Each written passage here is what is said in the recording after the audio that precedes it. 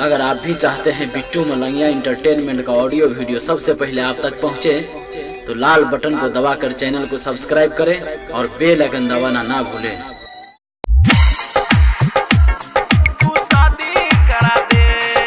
अखन अपने सब सुन रहा छी बिट्टू मलंगिया इंटरटेनमेंट के। मम्मी पुरलौ तोहर आस आस हो गेलियो इंटर पास पास, अब बदल जेतौ जमाना गे, बनबे नहीं पड़तौ खाना गे।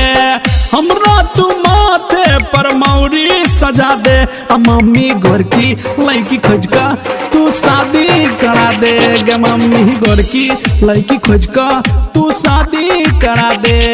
मम्मी पुरलौ तोहर आस आस हो गेलियो मैट्रिक पास पास, अब बदल गेलो जमाना गे, हम हो गेलियो सयाना गे। दुआरा बाप ना डराती मंगा ले, मम्मी गुरका लड़का खोजको हमर शादी करा दे। मम्मी नीमन लड़का खोजको हमर शादी करा दे। DJ Bittu Malangiya, DJ Bittu Malangiya, Madhubani, Madhubani. सुन रहे हैं जय श्री कैसेट कंपनी की प्रस्तुति। बेर बेर परीक्षा से मिलो छुटकारा, घर आई तो पुतहु तोरा मिली तो सहारा। बेर बेर परीक्षा से मिलो छुटकारा, घर आई तो पुतहु तोरा मिलतो सहारा। बाबू के लड़का देखे खातिर भेजावे, मम्मी तो पंडित जी से पटरा दिखावे। अपना तू अंगना में मरबा बना ले, मम्मी नीमन लड़का देखको तू शादी करा दे गे। मम्मी गोरका लड़का देखको हमर शादी करा दे। DJ Bittu Malangiya, DJ Bittu Malangiya, Madhubani, Madhubani, Madhubani. 77 837 38 0।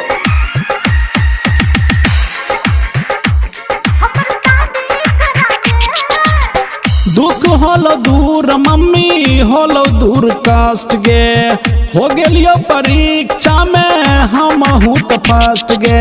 दुख होलो दूर मम्मी होलो दूर कष्ट गे, हो गेलियो परीक्षा में हम हूँ तो फर्स्ट गे। हमर शादी के बात तू चलाबे, इहे लगन में हमर शादी कराबे।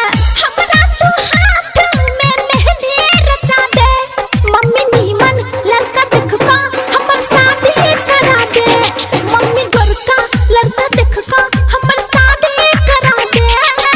डीजे बिट्टू मलंगिया, डीजे बिट्टू मलंगिया, मधुबनी, अभी मधुबनी। आप सुन रहे हैं जय श्री कैसेट कंपनी की प्रस्तुति।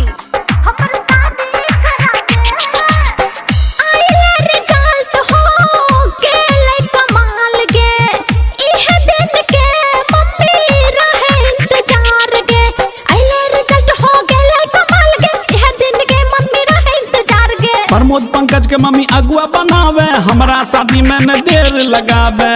ब्यूटी के हमर तू दुल्हन बना दे, मम्मी गोरकी लड़की खोज का तू शादी करा दे गे। मम्मी गोरकी लड़की खोज का तू शादी करा दे।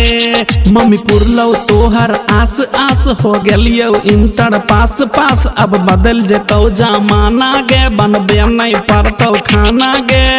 हमरा तू माथे पर मौरी सजा दे, मम्मी गोरकी लड़की खोज का तू शादी करा दे गे। मम्मी गोरकी लड़की खोज का तू शादी करा दे। मम्मी पुरलौ